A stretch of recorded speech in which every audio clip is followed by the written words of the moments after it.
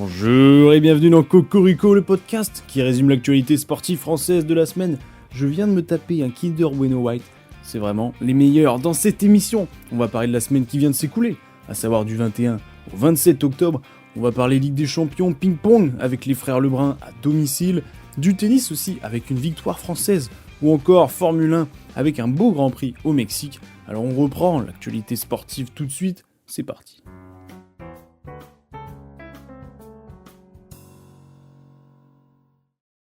C'était la meilleure compétition européenne de football cette semaine avec des émotions. Et spoiler, ça ne venait pas de Paris qui ont fait un partout à domicile contre le PSV Eindhoven. Brest a une nouvelle fois surpris tout le monde un partout contre le champion d'Allemagne, Leverkusen. Monaco a survolé son match contre Belgrade 5-1 et Lille devient le roi de Madrid. Victoire à l'Atlético Madrid 3-1. Genesio devient un entraîneur de renom. L'autre match qui a surpris, c'est la victoire du Barça 4-1 contre le Bayern Munich. Au classement, Monaco et Brest sont à 7 points, 4e et 5e. Lille est 15e avec 6 points et Paris 19e avec 4 points. Alors selon l'entreprise Opta, il faudrait entre 8 et 10 points pour se qualifier en 16e de finale. Et pour directement aller en 8e de finale, il faudrait avoir entre 14 et 17 points. En Europa League, Lyon a perdu 1-0 contre le Beşiktaş et Nice 1-0 contre Ferencváros.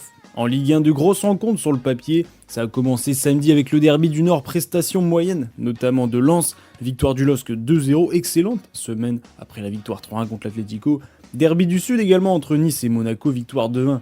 Belle semaine pour Brest, également victoire 2-1 à Reims. Et le classique entre Marseille et Paris, victoire 3-0 du PSG. Le carton rouge pour Marseille, sévère je trouve, à la 20e minute, a tué le match tout simplement. Au classement, premier, Paris 23 points, Monaco 2e avec 20 points, et Marseille et Lille 3e avec 17 points. En Europe, il y a eu le Classico entre le Real Madrid et Barcelone, grosse sensation puisque le Barça a gagné juste 4-0 au Bernabéu. Ils confortent donc leur première place. Autre choc, celui entre Arsenal et Liverpool, score final 2-2 avec beaucoup d'intensité.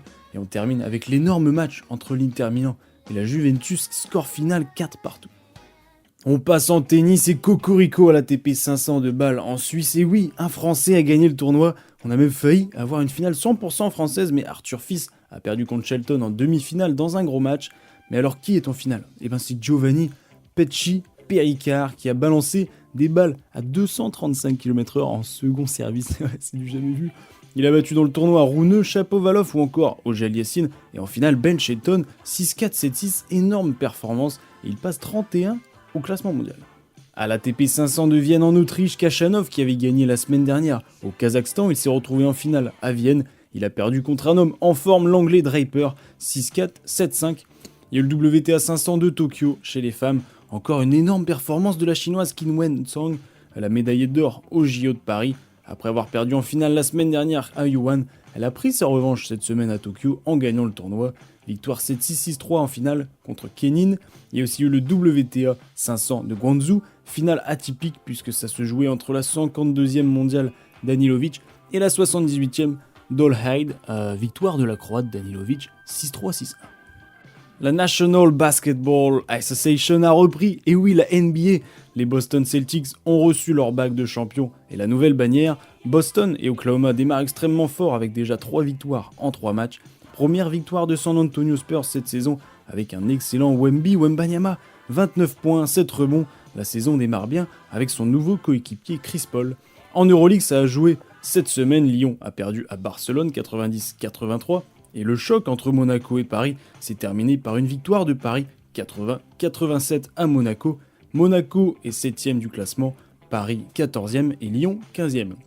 Du côté féminin, seul Bourges réussit bien 2 victoires en 3 matchs et les 2e de leur groupe. Basketland enchaîne une 2e défaite en 3 matchs, 3e du groupe. Et le SBVA n'y arrive pas, 3 défaites en 3 matchs, sont 4e de leur groupe et dernière. En Eurocoupe, Bourg-en-Bresse a perdu son 5e match, 84-80 à Lietkabelis, un club lituanien. Il reste quand même tout de même 2e de leur groupe. Et en Betclic Elite, on finit avec le basket. Lyon est premier avec leur victoire 63-77 à Saint-Quentin. Le 2e, c'est Cholet, et oui, victoire 90-80 contre Paris, concurrent direct. Bourg-en-Bresse, 3e, a gagné contre l'excellente équipe de Gravelines, 75-83. Le 4e, c'est Saint-Quentin. Et le 5e, avec une 3e victoire de suite, c'est Monaco, victoire 77-98 à Nancy.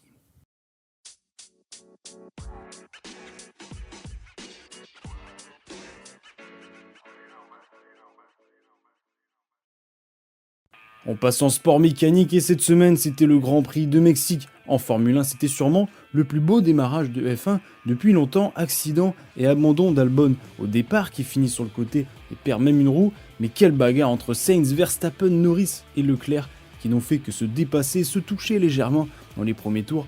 Alonso a dû abandonner pendant la course, Verstappen a pris 20 secondes de pénalité pour avoir poussé entre guillemets Norris hors des pistes. Et 8 tours avant la fin, Leclerc fait une erreur dans un virage et se fait dépasser par Norris qui passe second. 5 tours avant la fin, Hamilton, 5ème, dépasse son coéquipier Russell. Sainz remporte sa 4ème victoire en carrière, il est resté premier. Du premier au 71e tour, c'est mérité. Norris a gardé sa 2ème place après avoir dépassé Leclerc. Et Leclerc est 3ème. Verstappen perd quelques points au classement en terminant 6ème. Pour nos Français, Gasly gratte 1 point en finissant 10ème. Ocon 13ème. Au classement, Verstappen est premier avec 362 points. 2ème c'est Norris avec 315 et Leclerc 3ème avec 291. Le prochain Grand Prix, ça enchaîne fin de semaine au Brésil.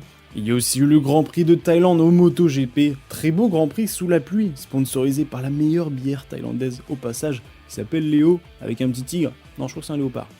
Ça s'appelle Léo, fais-tu con. Fabio Quartararo nous a fait rêver pendant quelques tours avant de chuter à cause de Morbidelli qui a pris une pénalité pour ça. Zarco qui aime la pluie nous a offert un beau spectacle, mais la victoire se jouait entre les 3 premiers, Bagnaia, Martin et Marquez comme d'habitude. Martin moins à l'aise sous la pluie a laissé les 2 autres partir pour s'assurer des points au classement général. Pendant la lutte de la première place, Marquez est tombé, victoire de Bagnaia qui était tout seul devant, et grâce à cette chute, Martin récupère des points puisqu'il devait en perdre, mais Marquez est tombé. Acosta va donc profiter de cette chute et va terminer 3ème. Zarco va terminer 8ème et Quartararo malheureusement dernier, qui a quand même repris la course, mais il est arrivé dernier 16ème. Au classement, Martin est premier avec 453 points, 2ème Bagnaia avec 436 et Marquez finit le podium 356 points. Le prochain Grand Prix c'est aussi en fin de semaine comme en Formule 1, mais ça se déroule en Malaisie. Il y a eu quelques combats de MMA sans les Français, mais quand même des gros combats. Topuria contre Holloway, l'Espagnol invaincu en 16 combats, affronté donc Holloway, l'Hawaïen très très bon, avantage pour l'Américain qui était plus grand et plus long. Le combat passe le premier round, le second round aussi avec un petit avantage pour Holloway, et on se retrouve dans le 3ème round pour connaître le dénouement. Et Topuria commence à sentir le goût du sang, les frappes commencent à rentrer, c'est peut-être le moment. Ouais. Oh, il a touché, il a sauvé, au tapis, à l'accélération, il a tenu. Quel incroyable.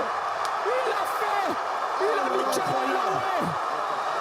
On pensait que c'était pas possible. Il l'a fait. Quant au combat entre Chimaev et Whitaker, Khamzat a été monstrueux en gagnant en premier round par soumission en 3 minutes, résultat menton cassé pour l'Australien.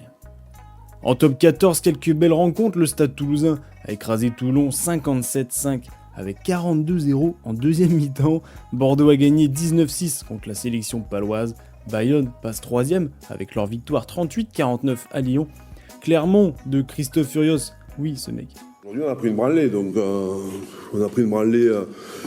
J'avais parlé de révélateur, et en fait j'ai pas eu de révélation aujourd'hui quoi. A perdu 36-6 au Stade français. Cocorico en ping-pong, WTT champion de Montpellier. On a eu le match qu'on attendait tous, Félix contre Alexis Lebrun en quart de finale. Et quel match! Première victoire de Félix contre le grand frère en compétition professionnelle, 3-7-1.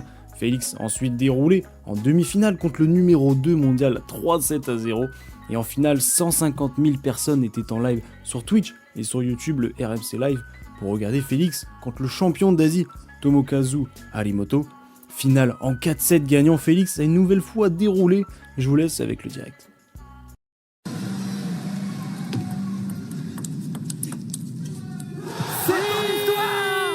C'est ton histoire, c'est l'histoire du ping français écrite aujourd'hui par cet extraterrestre du sport mondial, 18 ans seulement. Aucun Européen n'avait jamais fait ça. Merci Madame Lebrun, merci Monsieur Lebrun de nous avoir fait 2 athlètes extraordinaires. 11-7, 11-9, 11-6, 8-11, 11-4. C'est la première fois de l'histoire qu'un Français remporte un WTT Champions. C'est un peu l'équivalent des Master 1000 au tennis. Une semaine après qu'Alexis ait gagné le championnat d'Europe, Félix ajoute aussi un titre à son palmarès.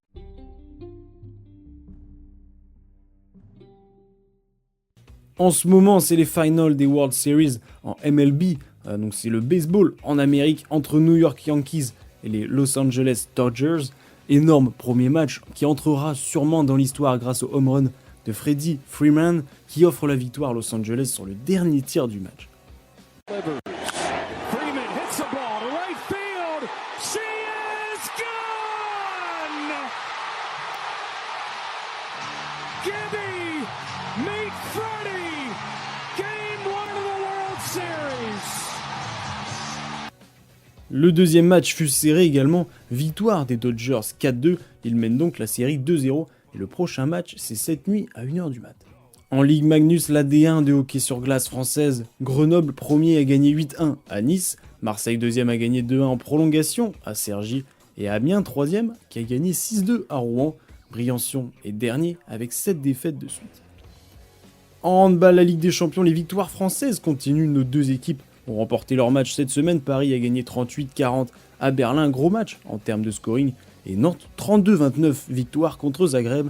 En Star League, 4 équipes dominent le classement, le PSG premier invaincu en 8 matchs, suit derrière Toulouse, Nantes, Montpellier qui sont en 7-1, les derniers sont Ivry avec 7 défaites et 1 match nul, aucune victoire encore pour eux. En passant Marmara Spike League, l'AD1 de volleyball française, 2 rencontres par club cette semaine, Montpellier a gagné sa première 3-0 contre Chaumont, puis a concédé sa première défaite de la saison 3-0 à Narbonne. Même constat pour Tourcoing, victoire 3-1 à Poitiers, puis première défaite 3-0 contre Paris. Le troisième du championnat est Poitiers justement, qui après avoir perdu contre Tourcoing, s'est repris samedi, victoire 3-1 à Tours. Malheureusement ça va devenir un running gag, mais Plessis, dernier du championnat, n'a toujours pas obtenu la moindre victoire en 6 matchs, même avec les 2 matchs de cette semaine. On termine avec la meilleure partie, les infos rapides. Dwayne Wade, l'ancien joueur de NBA, a eu en hommage une statue à Miami. Autant vous dire que la statue ne ressemble pas du tout à lui, et ça nous rappelle une certaine statue de Cristiano Ronaldo. Arthur Fils, le tennisman, va toucher 615 000 $. Pourquoi ? Car il a remporté le plus de points en ATP 500 cette saison, et grâce à sa victoire à Bâle contre Tsitsipas, il remporte cette somme. L'entraîneur de Manchester United, Erik ten Hag, a été viré après la nouvelle défaite ce week-end face à West Ham 2-1. Pour l'anecdote, Genesio, l'entraîneur du LOSC, a battu Pep Guardiola, Mourinho, Ancelotti et Simeone. Quel beau palmarès. En KBO, la ligue coréenne de baseball, les Kia Tigers ont remporté les finales contre Samsung Lions 4-1. J'en profite pour vous dire qu'avec le changement d'heure, pendant une semaine, vous avez les matchs de NBA ou même de MLB, justement, c'est les finals. Donc que ce soit 1 heure plus tôt, idéal pour regarder un petit match. On termine par un fou rire en plateau télé avec Laurent Luyat. CIO, là c'est sérieux, le comité international olympique donc essaye toujours de localiser le champion olympique du marteau, le hongrois Adrian Anus, qui est soupçonné d'avoir trafiqué son échantillon d'urine. Ceci dit, le contrôle d'anus,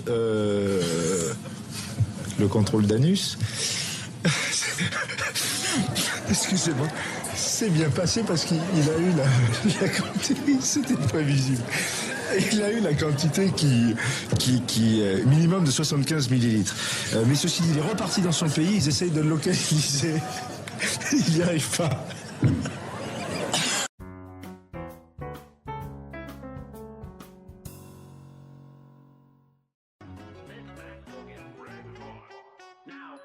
Cocorico, épisode 48 est maintenant terminé. Ça fait plus d'1 an maintenant que j'ai commencé ce podcast, ça passe tellement vite.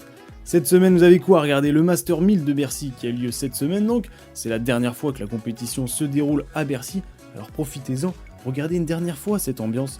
Le Ballon d'Or a lieu ce soir, donc je sais pas si vous allez écouter ce soir, mais au moins vous le saurez. Les Grands Prix du Brésil en Formule 1 et le Grand Prix de Malaisie en MotoGP ce week-end, ou alors les championnats français habituels qui continuent.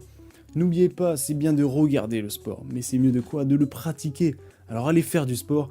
N'hésitez pas aussi à vous abonner à ce podcast ou alors sur YouTube, parce que je mets les vidéos sur YouTube, vous allez voir, vous pouvez liker si vous voulez. Je mets toujours également un sondage sur Spotify, donc vous pouvez aller voir et aller voter sur quel sport vous avez regardé cette semaine, ça ferait plaisir. Comme je vous dis, ça fait 1 an que j'ai commencé ce podcast, alors il n'y a toujours pas beaucoup d'audimat, mais c'est pas le plus important entre guillemets, même si on a envie que ça parte un peu, mais c'est fou quand même, 1 an, c'est tellement de travail, vous imaginez pas, et magnifique, je trouve ça magnifique. Alors n'hésitez pas à faire du sport comme je vous l'ai dit. Je vous souhaite une bonne semaine, une bonne journée, une bonne soirée, une bonne ce que vous voulez, et au revoir.